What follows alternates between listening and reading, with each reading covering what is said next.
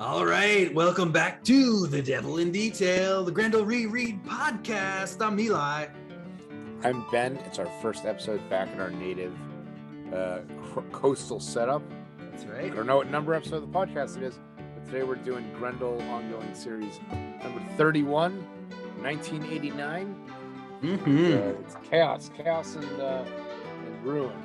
Yeah. Chaos in Aspen. Eli, it's pretty great. Like the better part of a week living together, and then this is the first time we see each other in 2 weeks. That's right. So what have you been up to? Man, just been reading and working, and by the time you see this, the Ghost Agents Kickstarter will most likely be over. But I've been working really hard on fulfilling packages and packing all the packages I can for that, which has been basically all of them. The only thing that's left now is the original art, and I had to purchase like additional bags and boards for that original art. It's like 9x12. So I've been doing that, and we got the new issue 2 Kickstarter going on. And so this is like an ongoing issue kind of thing that we're working on. So it's pretty awesome. Just working on that. Wizard 2, when you listen to this, will most likely be in pre-order, I'm hoping. So that will be really good. Yes. I'm hoping for that to be around early March. So depending on when you're listening to this. So that's going to be awesome. But yeah, so you know how we do. We just continue comic booking, nonstop comicking. What about you, dude? Pretty much the same.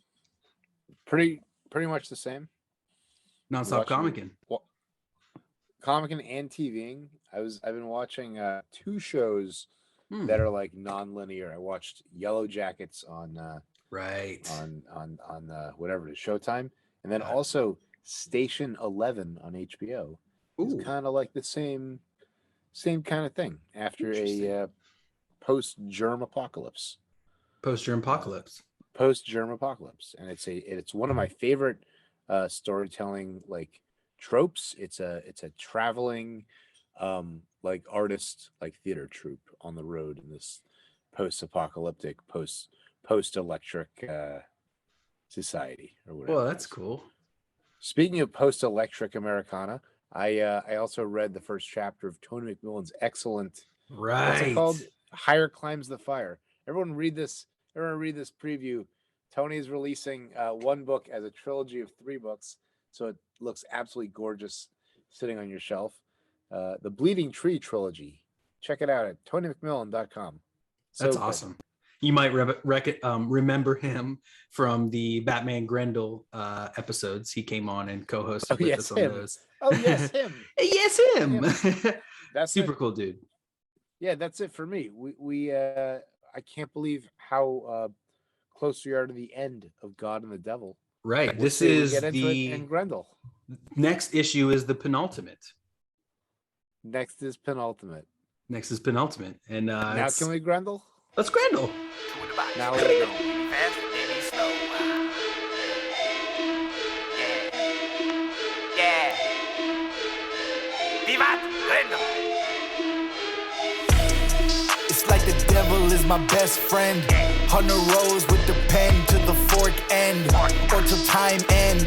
Like Orion, Jupiter my kin, bloodline private. We control the whole shit. The wolf won't beef, then we feast off the rip. Behold the devil in detail. Behold the devil in detail. All right, welcome back. Thanks again to Manus and Laser Disc for that sweet intro.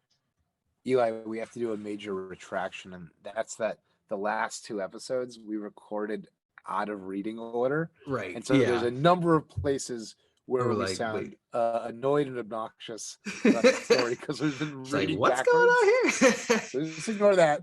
Fortunately, we were just saying that like those 2 issues are sort of perfect to read back to back or out of order, because with the exception of the Pellon Cross thread, most of it is just the same, like tensions building up to this point. Right. And this issue and the ones that precede it, there's several pages in every issue that really pop and very clearly say, hey, this comic is unique and it's pushing boundaries. One of the best. So yeah. And we got to shout out Jay Geldof for the amazing paintings that he's been doing. Those are insane. So Yeah, look so at good. it. If Look at you'd like this. to give Jay Geldof money, you can do that through probably Facebook. Yeah, He's a message him. friendly guy to talk to on Facebook about and send him money for his wonderful work. Well done. So we got this amazing cover going on, which is yeah. super crazy, super a little bit tough to get a grasp on exactly what we're seeing depicted here. Usually the other image, the smaller image, helps elucidate a little bit what's going on, but it's a bit tough to know exactly what it is. We're thinking that it's There's the crash. two very deep, there's two very deep cut Spoilers. Production design things here. The first is the earring that the Asante earring that one of the sisters wears, Mm-hmm. and it's really cleanly inked, so it pops. It almost looks like a part of a Marvel logo, in a way. Right. And then I think this is her broken harp or lyre or whatever it is that I'm sure they were playing for him to soothe his aristocratic bureaucracy vexed mind. Exactly. So we see it, so it kind of previews, it sends a little preview to what's going to happen at the end of this issue, which is a little bit crazy. Oh, look, we don't want to get into it yet, but there's this paper here. Yeah, dear Orion. Oh yeah, just saw that. And ding ding, a sign that says ding ding. I think that's a road sign now. I think so too. Agreed. I was trying to look for it here, but it has someone's clothes that are draped over it. Yeah, and it almost looks like it's Eppy stuff, but yeah, when you pull out, it almost looks like it makes Aspen or Denver or whatever Colorado city they're in look like Apocalypse, like Kirby, Dark Side shit. Right. The sky's on fire, everything's garbage. And it's so wide that we really couldn't get a beat on what this was. This one was a puzzle.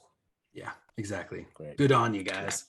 All right, so we open up, and this is chapter 31, The Devil's Holiday, and we open up here on one of the new faces on Mount Rushmore, which is Saint Elvis Aaron. Yeah, there you go. He's a hunka burning rock right there. He's a hell of going bells. Let's have a secret meeting on my roof, my head. This is a meeting. Sherry Kniff has taken her motor skiff out to meet Orion. Orion is holed up in the family underground sci-fi bunker. Right. It's fucking of crazy. Course. Yeah, it's very cool. As one has in the 26th century. The Orion cave that's underneath a wooden, a shack, a wood log cabin. A one-room log cabin, and it's like a cutaway, and the elevator just goes down.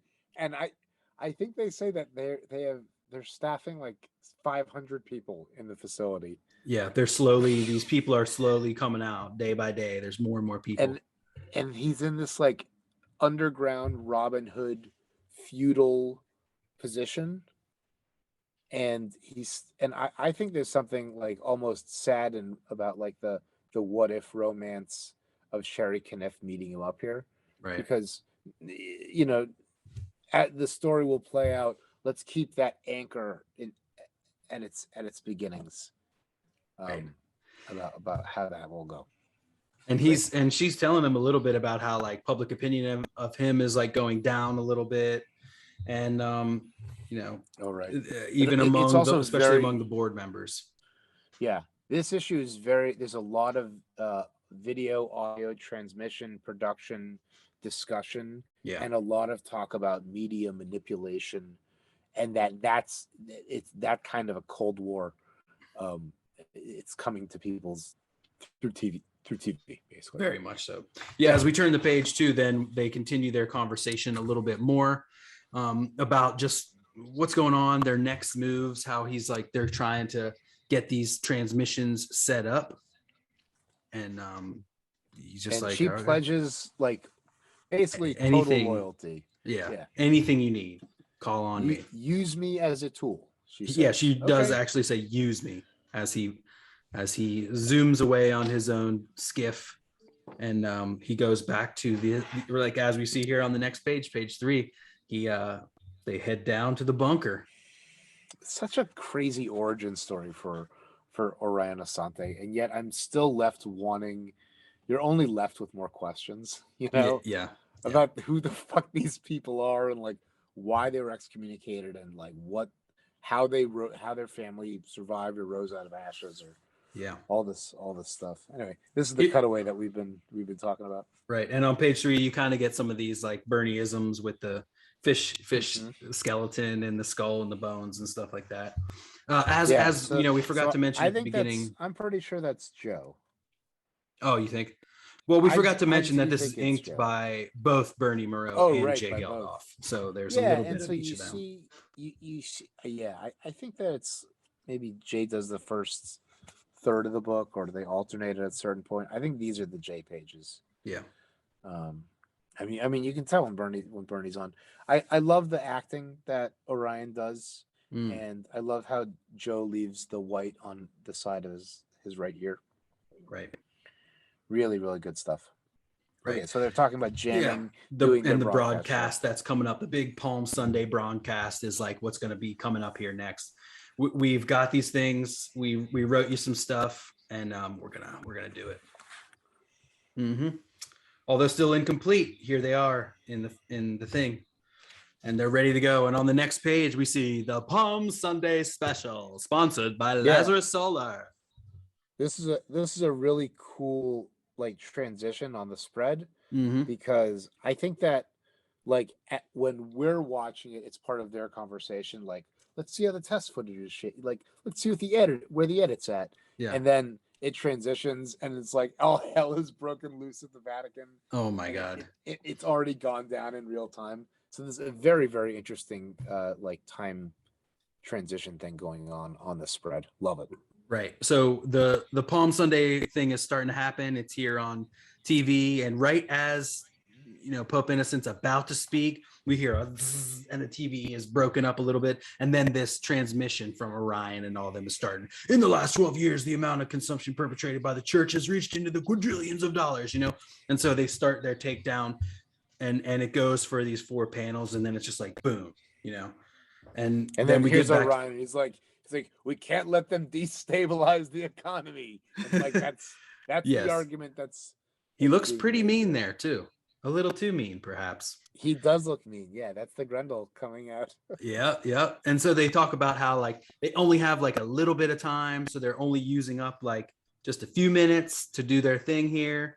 The maximum time of safe broadcast was just under a minute. Any more in our tracking reroutes wouldn't have been effective. So like, it's just that one of those things they could start tracking them after a minute or so. So, yep, there they go. And then we see Pope on the next page. He's like, rah, Poop and Pig, clean up this mess. This is insane. He's got his lackeys there. And this guy, the guy Ludrico is, I think he's just muscle. Whatever. I think he's probably a vampire too. I think he's like right. He's a vampire. And here comes Mother Amy, and she basically says that in order to get Orion, he's shielded civically, so we need to find a civic loophole or something to fuck with him. Right. And this is where they fuck with his personal life. Exactly. And their families, their interfamilial coitus was by this point a centuries-old tradition that had arisen as a result of the pre-vaccine AIDS era. Crazy. Yeah. It's crazy how much of this is more relevant now than it was 30 years ago. Right. The pre-vaccine era, like, you only have sex with those that are in your bubble now because you're all cloistered against COVID or whatever together. So anyway, she suggests that she's like, if they use this is another great airbrush on her glasses. Mm-hmm. All right, so they're gonna use that to pinch him, and that's a very Grendel move. Grendel move. What would Hunter do? This spread is phenomenal. The perspective drawing. I mean, you can see Bernie showing up on this the front of the tower, all this little brick detail. Oh, you on page 8 now? Oh, no. I'm on 6. Okay, 6. Oh, I see. Yeah, this huge You can see establishing Bernie. shot. Bernie says, I'm here. And then this like key, the lock, the demon-headed lock. Right on the next page. Yeah. Man, this is a wild page. Yeah, as he So ascends these giant stairs, we see Pope Innocent like going up to this very secret room at the top of the spires of Vatican West. This lock, it's like this demon mouth. It's kind of vaginal the way it's like he puts the key in. Right. It looks like something out of Nemesis the Warlock. Pat O'Neill, is the guy's name? Oh man, it's like where it's so distorted and like scary and obscene. Yeah, it's great. Yeah. And we'll come back here a little bit later, but right now we get in here and we see this wild man Elmer, this absolute Looney Tune. This is what's behind the demon door. Right, the secret room where the bananas are being processed. Greetings, master. Elmer, let me kiss you. Elmer's like, is that the red or the white? He's like that guy from Woodstock from Eastern. What's happening, Mandingo? So he's got this crazy sci-fi headset, and you're right. They're making plutonium out of bananas. If you can believe it. Yeah, they're working on it now. What I know you will believe is that this last panel on page 8 is actually very triggering to me in my sensory disorder with the squished banana. Right. But I do really like the sound effect splits. Like because a banana splits. Because it splits. But the mush of the banana that drives you crazy. I sure learned a lot about Ben's dietary needs while we were together. Funny. Anyway, they said it. They said as much before. They've teased to it. We said, "What the fuck?" And but of here course, it is. It's this guy with this sci-fi goggles who's going to make it happen. Of course, Elmer can do all. So the next page, we kind of pan out from the castle or from the top of the thing, and we pan down to the bottom where the cops are looking for their man, looking for their captain. Where is he, Brother Rodrigo? We're looking for our captain. It's not like him to not check in. Where is he? I gotta tell you, I really like what they're doing with this like male fashion COP face mask, shoulder pad, 80s Howard Chaykin kind of thing going on. Like they've really nailed something down with this guy. I like it. I think it's panders, a little bit panders too. Absolutely.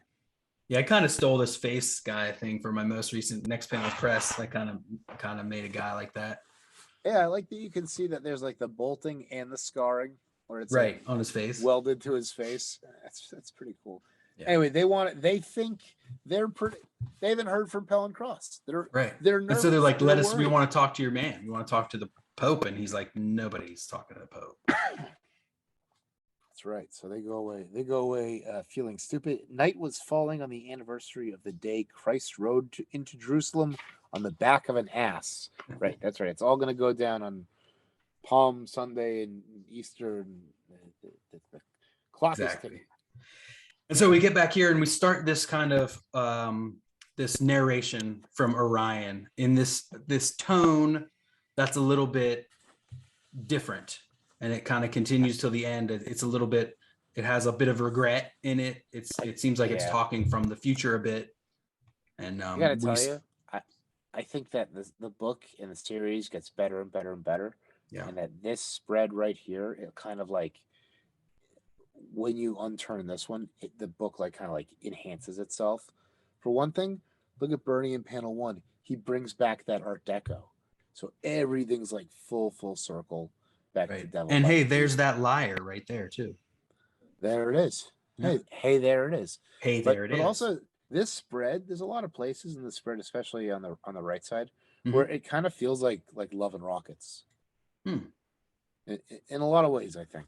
Like very conversational. I really like the purple and green back and forth. I think that's really a big it's great color. Reading it on Comixology, you kind of see, you get the new colors. And so this is the first time me looking at the older colors, but the Joe colors are so great. The purple and the green back and back, like especially here in panel 1, where we see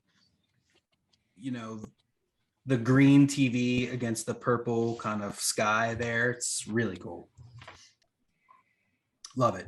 And so then here we go again with like a animal subplot kind of showing, I felt like these cats were the sisters. And so here they are kind of taking care of each other and relaxing together, grooming. And Bernie brings great grit and character and feeling into this. Yeah. And everything about it is unique and cool. My favorite Bernieism is in the lower right. It's that little circle that he puts over the white, over the black. It's like almost looks like a registration mark, a misregistration mark. In the bottom left where it's like the kitties and it's like a detail. In the bottom right. Sorry. Got it. Yeah. In the wall. Yeah, the little circle. That's a great little Bernieism. That's great. Yeah. And so this is he's trying to convince them to get out of there because it's too dangerous and they don't want to go. Right. Exactly.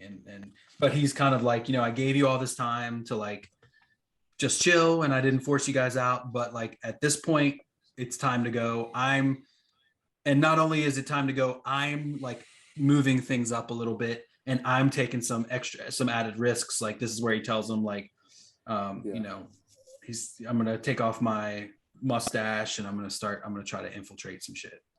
It's a little bit like Grey Gardens in that like they feel very entitled to do whatever they want to do and live their life, their aristocratic traditional lifestyle any way that they want to. And they're not worried about shit.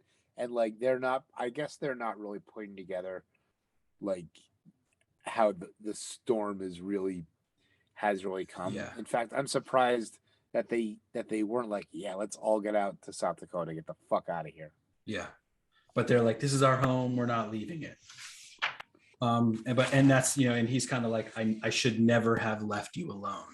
And so there's a lot of foreshadowing going on here, but like, we don't know why yet.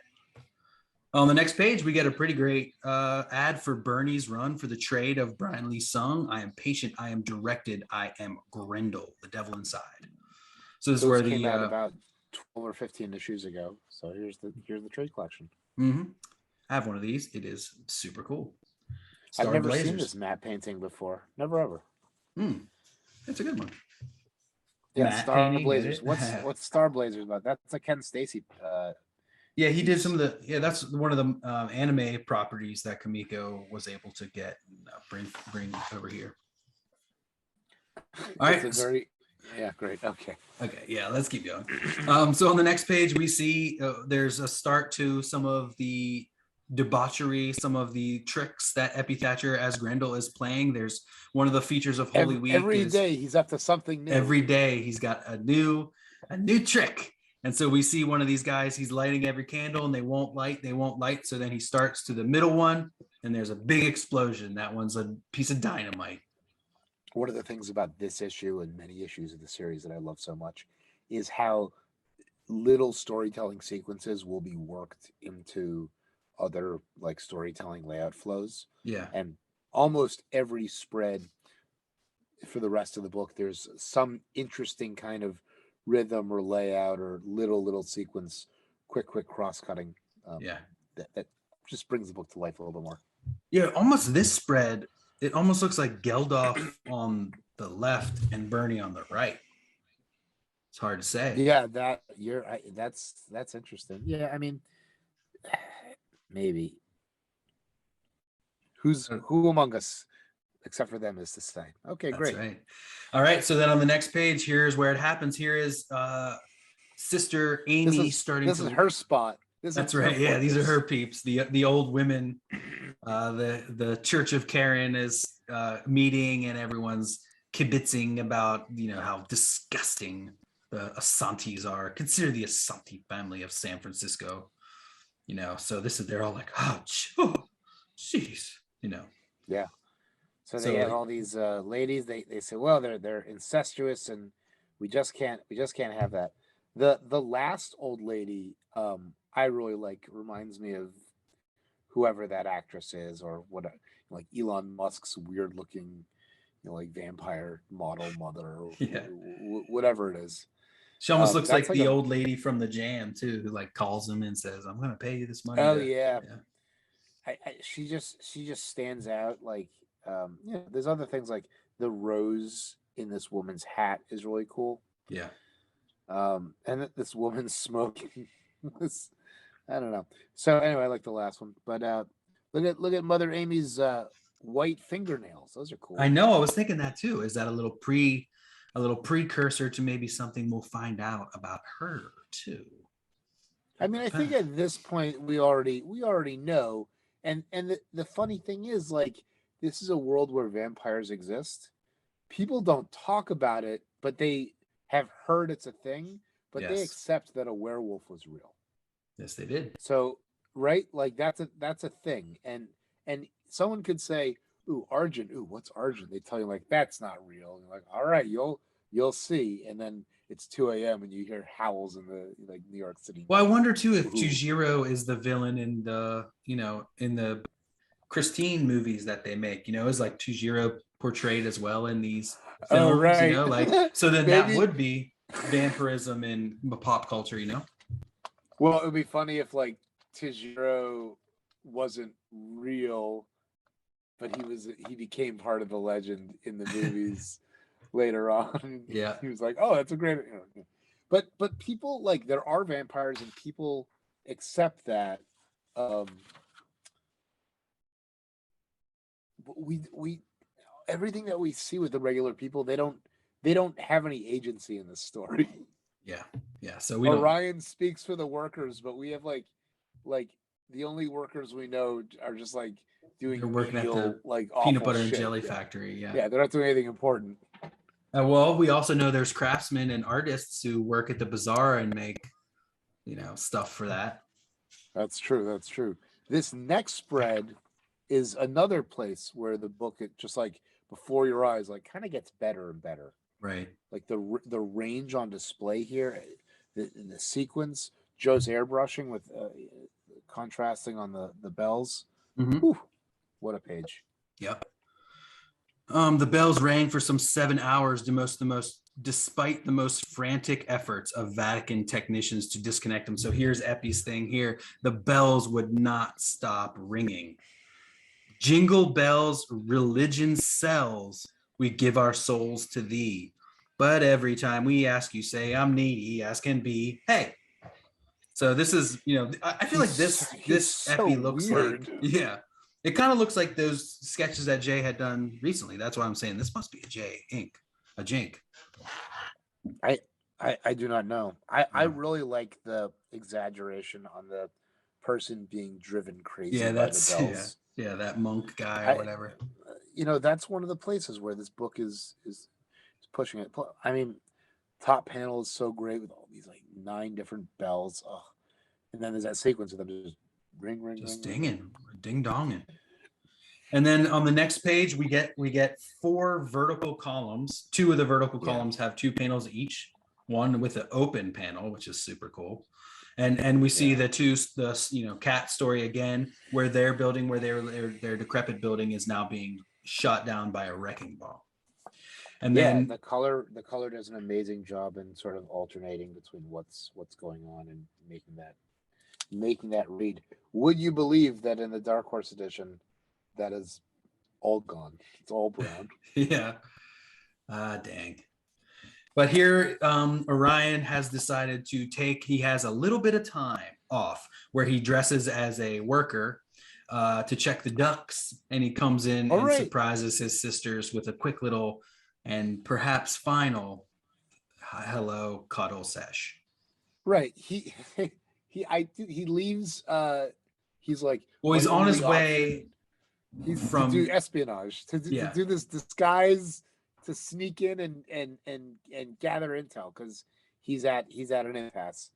So they had their final cuddle sesh. That's nice. He's on his way to Colorado, and he decided to have to be on the scene. You may have anyway. I won't read that. He decided that he's going to stop in for a quick thing. Okay. So then but after a suitably respectable period of time, I had to leave. I wanted to make Colorado by nightfall. He'll never forget that embrace. This is the next prank is that he makes it so that Eppy makes it so that all the pigeons shit like directly in the pews and in well, the they all space. flock into the church and sit up in the ceiling, and so then since they're there, they just shit and shit and shit all day. So they great. bring in COP to gun down all the birds. And then literally gun them all down, and then they bring in the cleaning crews to clean up all the birds. The cleaning crew. Oh my god! So this is one of the funniest panels, yes, like in the series. It's usually like Eppy like kind of swinging around and like doing something, blowing like something up, kicking falling, something, you know? yeah. Like, but here we really see his Machiavellian, kind of tricksterness. Right. And he smiles as someone else, as the COP guy gets well, that's Orion in costume. He's now inside. Yes. He uses he shaved his mustache. Right, and he uses the commotion to be able to slip in unseen. Yeah. I really like this Eppy dispatch. Did you notice his Pope innocent hand broom? Yes. Oh, I see it. Yeah, wow. That's very fucking funny. Yeah. He is, you know, he's a nut, that Eppy Thatcher. Okay, great. All right. So that's when we cut back to Orion, who is infiltrating, and we see the kiddies again, who are kind of looking out at this destroyed world, much like the sisters are doing. He's telling them to get the fuck out, and the call is being picked up by COP, who's like casing the signals around the building. Exactly. They're like, leave tonight. And he also had said that he had noticed COPs, or they had said that they had noticed the cops kind of outside their building throughout this whole thing. So the kitty cat's home has been demolished. It's very direct in what's going on. It is, yeah. It's not so much an allegory or like something like before. All right, and like so this page, the density, this one has like a Howard Chaykin or Elvis kind of feel to it in a lot of places. Yeah. Okay. All right. Next page, we see the first appearance of the new Kamiko logo, and I do believe that this is the final issue of Grendel that features the Kamiko grid across the top. Wow. Yeah. You'll be missed. You will be missed. All right, we'll continue along. Is this the final change, or is there one or two more? I think when they go to the Andrew Rev era, it changes a little as well. Well, and then there's a when C2 they present it here for the first time, this looks great because looks it really pops good off the teal. Yeah. Yeah.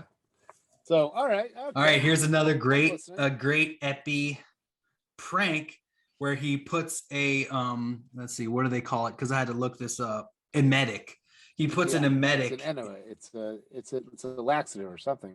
No, it makes you throw up. Yeah, it's something that makes you throw up. Ah. So they all eat these wafers, whatever, that are the body of Christ, and it makes all of these Pope nuns. And it said there's like some 1,500 men too that all ate them, and they all started beefing. And you see this great image of him dropping the tray of these wafers, and they all have the Grendel symbols on them, which is great. And that was when, and then we cut back to Orion, who said he spent the day isolated, in a forgotten terminal on the 200th floor, where he's like looking around and trying to find floor plans and for the tower's construction. And we see like what looks like an actually computer generated image. Like this looks to me to be like not hand drawn. It's crazy. I had not even noticed that. Yeah. Yeah. It looks like maybe it's like a paste up of something, of like that's some kind of thing that they got, and they that Joe did like an inverse kind of thing to it or something. Yeah, or I think what they can do is they can exactly like Joe's talking about, like if you shoot a plate, instead of black, you can set that to a separate red plate or attach it to the red plate, right? Something like that. And Orion finds an entrance to the top of the center spire. The magenta plate, excuse me. Magenta, exactly. And Eppy's like, you need relief from the feeling of discomfort when you pray? Purge yourself with holy chow. It's here now. It's holy chow.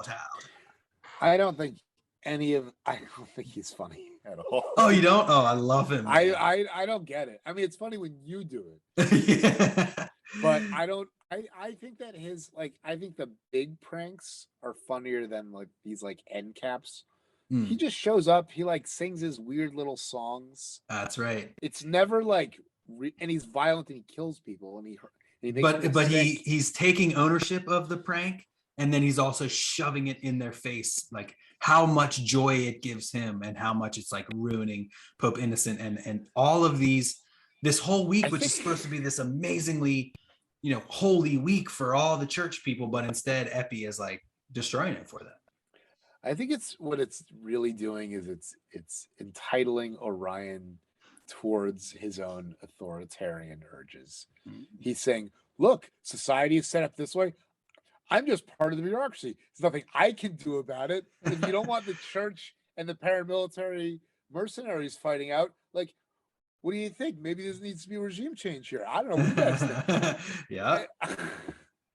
So when I read this story the second time through, that my mind is really, I don't think about Eppy at all. I think he's like Gambit. Like, he looks cool, but the story is really about Orion and like the foresight of like how the presence of Eppy in like classic, dramatic, theatrical, like he captures all these things that Hunter was.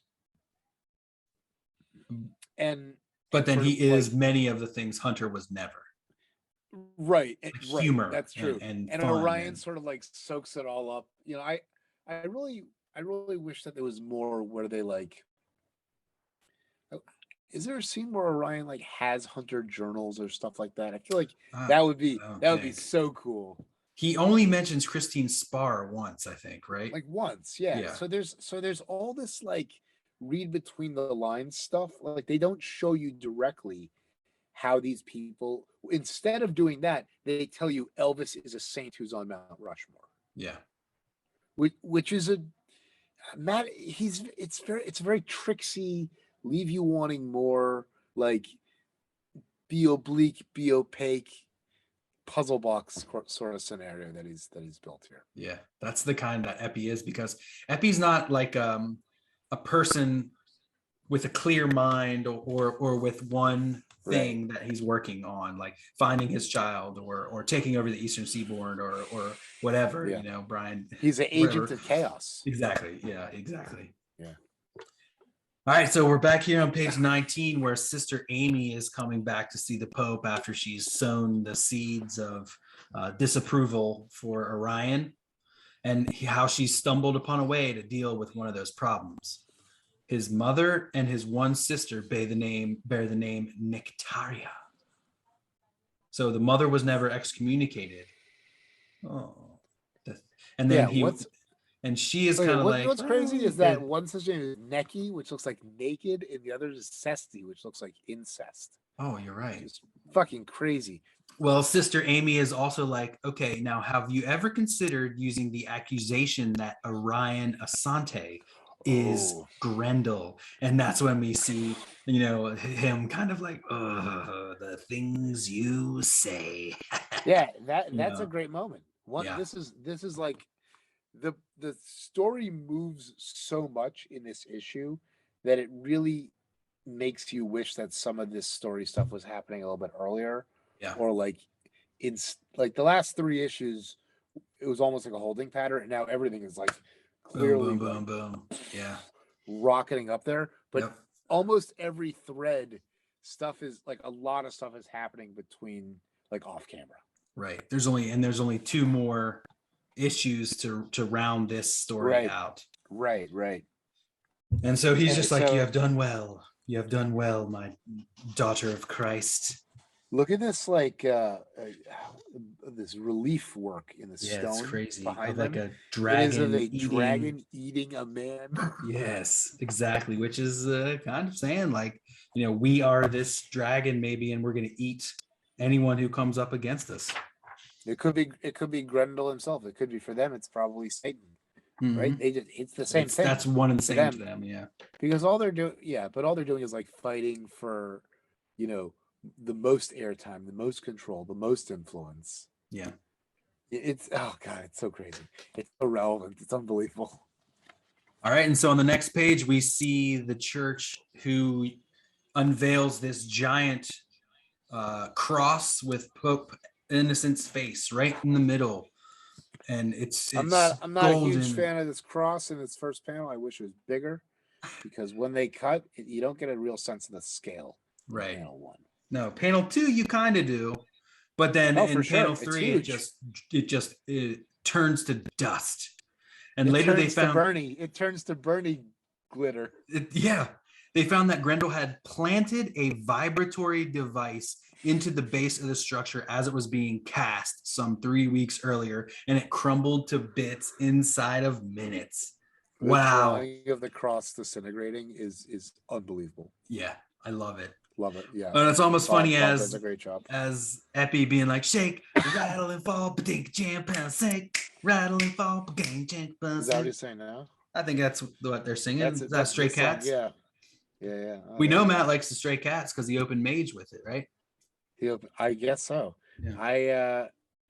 And then that's him laughing. All right, he's crazy. He's crazy, amazing. The only thing that Orion can count on is that Eppy is him. I love the plot thread that they're gonna say, "Ooh, maybe Orion is Grendel." Well, and on either crazy, and on either side here, we see that he is on his way up to the spire door, but when he gets there, he just finds this giant door with a huge lock that's completely impenetrable. Then on the next page, we see. What page are you on? That's on page 20. That's around Eppy. There's 4 panels showing that. Oh, that's these tiny panels of Orion in disguise. He was too well disguised for me. For you. Yeah. This next page is the best page maybe in the entire series. It's so dynamic, and especially in the Joe pages, like the lights, the sunset behind the building, just everything. Yeah. The incredible Howard Chaykin verve of the sister with her A earring, machine gunning out the window at the cops behind her. That's so crazy. Great. Yeah. And that's apparently they were fired upon. Here they are sneaking around and trying to escape. And one of the sisters has a blue hood on too, much like Grendel. Oh, there you go. And he says apparently they were even fired upon. Cesti must have loved that as she fires back with her huge gun. Ready to go to the next page? Yeah, man. The sequence here with the 5 panels and the second one open and overhead. Mm-hmm. Ooh, look at all this beautiful gutter work. This is a great gutter page. Oh yeah. So high speed, so much action. You can tell exactly what's happened. They're being chased. They're kind of not paying attention. They're shooting. They're doing this. And then all of a sudden this trash guy, looking like Andy Cap, kind of cruises out and they don't see him and just bam, boom. Smush. This issue alternates the Animal B plot really, really well. The timing is all worked out. It's cross-cutting. And then the 2 stories thread together. Yes. And I feel like that's something that we haven't necessarily seen. That they thread together like that, for sure.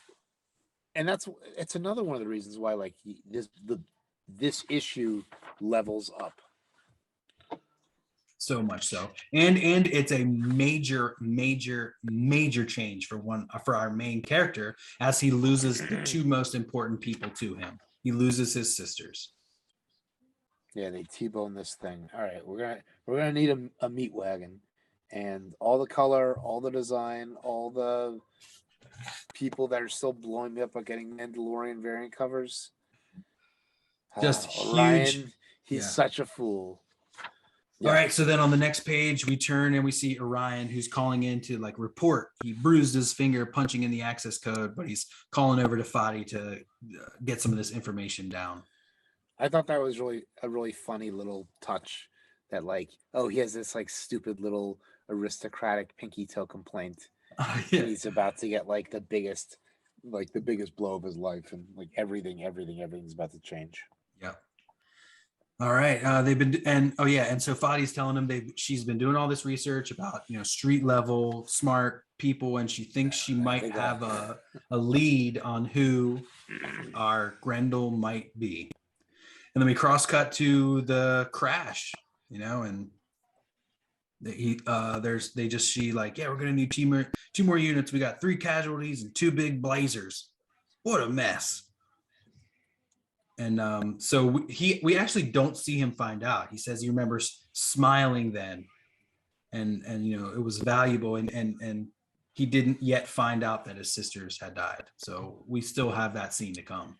What did I know about pain? Okay, great. Mm-hmm. Now the last time, remember, there was one page in the middle of the book where Zebra and the other guy from COP were looking for Pellon Cross. Yep. And we cut back to them in the sewers. Cut back to those characters on the and sewers. they've got a lead somehow. We've what do you say? Sold. It's the first solid lead they've had. So they're looking for. They found some sewer guy. So they saw a guy with a head plate. So they're looking around. They're like, "Hey, look at this mess of a man." He's like, "Excuse me, look at his head. It's shining." And they're like, "Sir, it's us. Sir, are you all right?" You read that little dialogue so well, Eli. Not all right. He is not all right. Wow. The end. So yeah. Yep. Boom. The lighting panel where the light comes off his head is like very like Ronin. Very Ronin. But yeah. The one I like is where he's like panel 3 where he's like kneeled over and like in the blood and all the rats and all this stuff. Oh yeah, he's been harvesting these rats and eating a bunch. But Pellon's arc is not very clearly defined in this story. He kind of just might is be on because semi- Well, it might be because we read the issues out of order last. Yeah, it could be messed up in our But heads. like, there's like, it's just like the guy's like, "Where is he?" And he's like, "Go screw." And then we cut to them in the sewers and like, "Oh, we got a clue. Here he is. Hey, boss, you okay?" Hey, boss. Uh-huh. So I think that it's funny how the development of COP seem like kind of takes 2 steps forward and 1 step back all the time throughout the ongoing series. Like, shows up out of nowhere and it gets like, information like in the movies they say one thing, but in the the true crime detective stories they say another. Like it doesn't, you know what I mean? Like there's a big story about it replacing the police force that we never ever get. And there's also like big vampire lore stuff that we never get. Well, there is a lot of vampire stuff that we're gonna start getting in the later issues the end, here. Right? So yeah. So okay, that's good. gonna be cool. I think that's excited. Dark Horse when we get into Dark Horse. So that's this issue. Grendel's Lair is super short this week, except we have a unabashed plug. Fan of Joe Matt's coloring should check out Snarf number 11, published by Kitchen Sink Press, containing 5 pages of Joe's autobiographical and very funny cartoon strips featuring various members of Ye Editor's family, along with an assortment of other weirdos, not the least of whom is our man Joe himself. So that's the first appearance of Peep Show, though. Snarf number 5. I think I have that. There you go. Do you? I have a issue. I have a issue of Snarf. Don't know which one it is. All right, let's read the old preview here from the Kamiko Blimp. Grendel number 32. In this penultimate issue of the Snyder Geldof run, the focus is on 3 key players in the game: a bloodthirsty COP, a hallucinogenic heretic, and a very determined rat. Who will reign triumphant is anybody's guess. What about Orion? Yeah, we don't even hear about him. Care about the rat. I want Orion. Who will reign triumphant is anybody's guess, but the truth is revealed in Devil's Disclosure, written by Matt Wagner, penciled and inked by Jay Geldof, and hand painted by Joe Matt. Wow, penciled and inked by Jay Geldof. Okay, I think that's cool. That's the first self one. Like a Weapon X style origin story for Pellon Cross, like his like military. I just don't like. I want to care about this character. The story is telling me to care about this character, and I like his cool haircut, but I don't know. But that's about it, huh? What else are we looking for? Yeah. I want to like him. I will like him. Okay, great. Oh, he's gonna move into the forefront a little bit later, and we'll see more from old Pellon. I can't believe there's only 2 more issues left. I know, it's crazy. We're really trucking through it, man. All right, cool. Well, Ben, I guess we have nothing left to say but Vivat Grendel and keep on Grendeling. Keep on Grendeling. Keep on Grendeling.